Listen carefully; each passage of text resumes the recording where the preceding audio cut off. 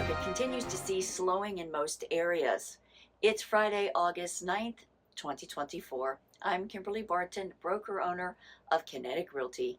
This is the Maryland Eastern Shore Report. Cecil County's buyer activity is moderate. Buyer activity in Wicomico and Talbot Counties is steady.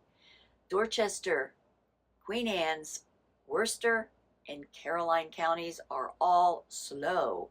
Kent and Somerset continues to be very limited.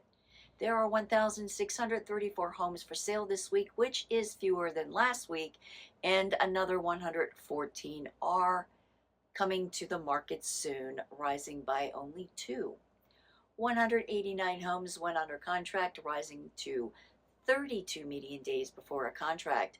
163 sold this past week at 99.7% list to sold ratio and in 12 median days, both improvements over last week.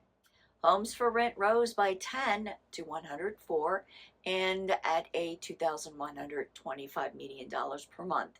And that's a wrap for this week's Maryland Eastern Shore Report for Friday, August 9th, 2024. Thanks so much for tuning in. Enjoy your weekend. I'll see you next week. Take care.